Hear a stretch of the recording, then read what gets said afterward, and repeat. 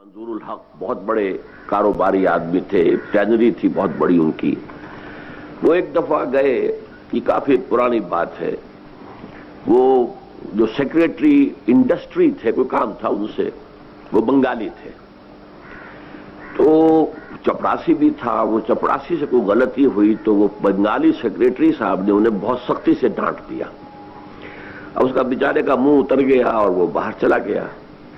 کے بعد گفتگو کر رہے تھے، میاں صاحب سے اچانک خیال آیا، روب جاستی پڑ گیا، یعنی جاستی آپ سمجھتے ہیں یہ بنگالی میں زیادہ کے لیے، اسے خیال آیا کہ میں نے جو زیادہ ڈانٹ دیا ہے تو روب جاستی پڑ گیا ہے اس پر، تو اس کو بلایا اور پھر یعنی اپنی خندہ پیشانی کے ساتھ اس سے کہا کہ بھئی یہ کام کر لو، تاکہ اسے اندازہ ہو جائے کہ وہ غصے کی کیفیت ختم ہو گئی ہے۔ تو میں سمجھتا ہوں کہ میری تقریر سے بھی کل روب کچھ جاستی پڑ گیا ہے، تو اس حوالے سے میں وضاحت کرنا چاہتا ہوں کہ دیکھیے، ہم جب مطالبہ کریں گے تو ہم تو آپ کو آخری اونچی منزل دکھائیں گے، نصب العین کیا ہے، کہاں پہنچنا ہے۔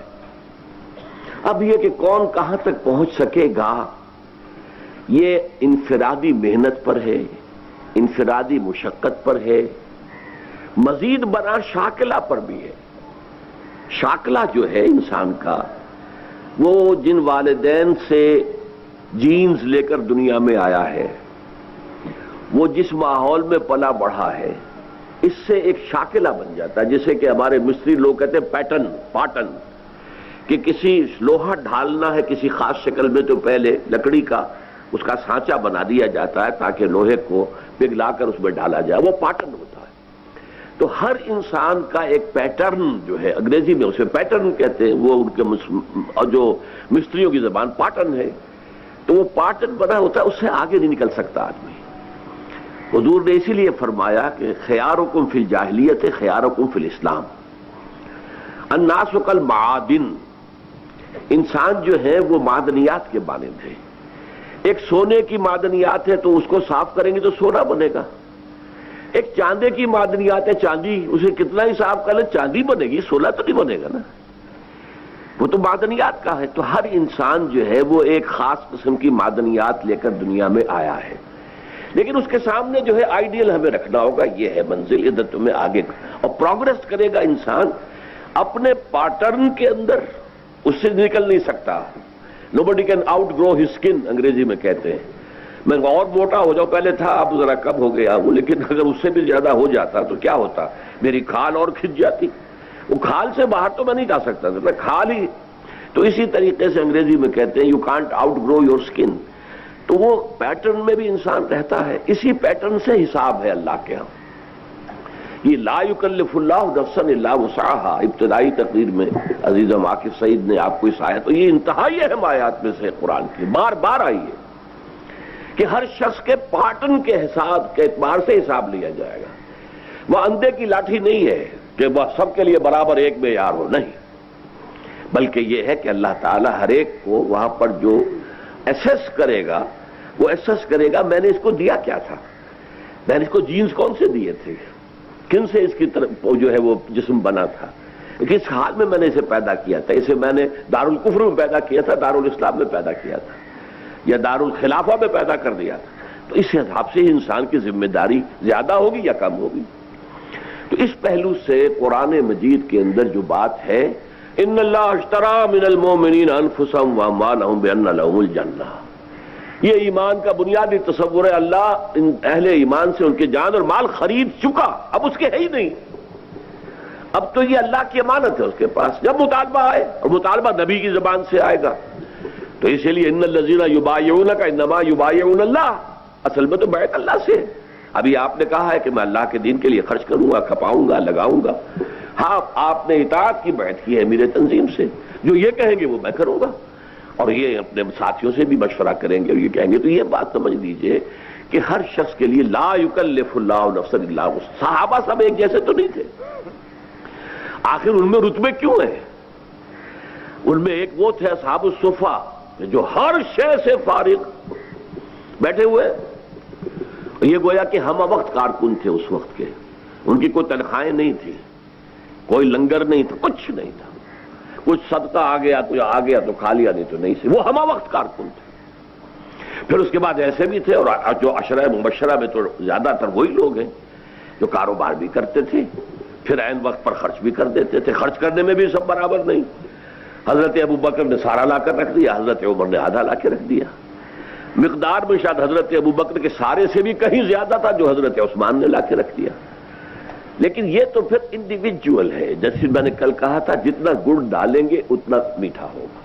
اب یہ میرا اور آپ کا امتحان ہے.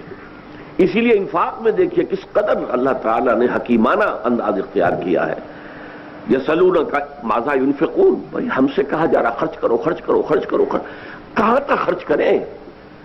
قل العفو، کہہ دیجئے جو ضرورت سے زائد ہو. یہاں پر آپ کو اختیار دے دیا، آپ اپنی ضروریات جو ہے ربڑ کی طرح کھینچتے چلے جائیں گے. یہ بھی ہونا چاہیے، یہ بھی ہونا چاہیے، یہ بھی ہونا چاہیے، یہ بھی ہونا چاہیے، تو آپ کا سارا وقت، ساری توانائی، ساری صلاحیت اسی میں کھپ جائے گی. جو بہت خوبصورت شعر ہے عبد القادر بیدل کا رحمت اللہ علیہ، اور یہ بہت پسند تھا کس کو؟ شہنشاہ اورنگزیب کو. وہ شہنشاہ ہوتے ہوئے ٹوپیاں سی کر اور قرآن نقل کر کے اپنے ذاتی معاش لیتا تھا.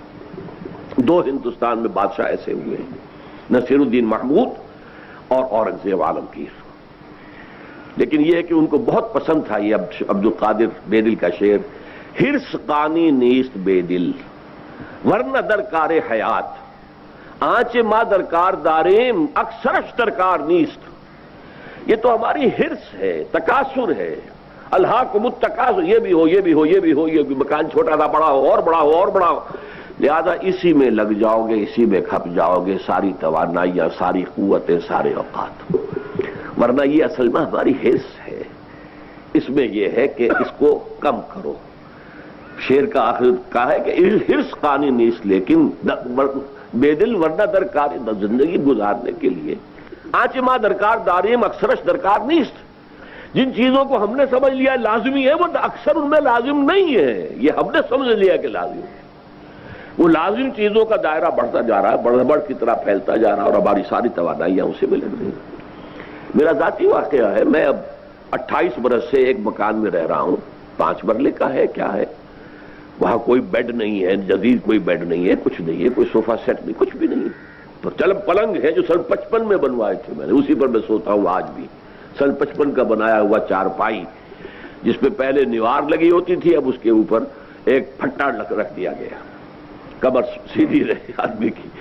تو ڈاکٹر یقین ہے میرے کلاس فیلو، پہلی جماعت سے کلاس فیلو ہیں. وہ ایک دن کہنے لگے کہ میں نے اپنی بیوی سے کہا تھا، اب ان کی ایریا بھی آتی ہے تو اب ان کے ہاں بڑا سا ڈرائنگ روم ہے، یہ ہے. ہمارے پاس کیا ہے، نیچے بس فرش بچھاؤ، آ کے بیٹھ جائے. کچھ ایک چھوٹی سی جو ہے وہاں پہ رکھ دی گئی ہے بینچ سی. کوئی بوڑھی عورت آئے یا کوئی، وہ میرا تو کوئی ڈرائنگ روم ہے ہی نہیں. میرا ڈرائنگ روم میرا آفس ہے، جو انجمن کا آفس ہے اسی میں وہی میرا ڈرائنگ روم ہے. انہوں نے بہت کہا کہ میں نے اپنی بیوی سے کہا کہ زندگی تو ڈاکٹر اسرار کی بھی گزری گئی ہے نا، گزری جاتی ہے زندگی. جھوپڑیوں میں میں تو پھر بھی کم سے کم ایک پکے مکان میں رہتا ہوں، جھوپڑیوں میں بھی تو زندگی گزرتی ہے. تو یہ کم سے کم کرنا، سکڑنا. البتہ میں کسی کے اوپر بھی کوئی انفرادی حکم کبھی نہیں لگاؤں گا. یہ آپ کی اپنی ہمت ہے، آگے سے آگے بڑھیں، فاستبقوا الخیرات، نیکیوں میں آگے سے آگے نکلے. اصولی بات وہی ہے کہ تم اپنی زندگی کو سکیڑو، کیونکہ دھنسے ہوئے ہو، یہاں سے نکلو گے تو پھر یہ ہے کہ کچھ کر سکو گے، ورنہ کچھ نہیں کر سکتے.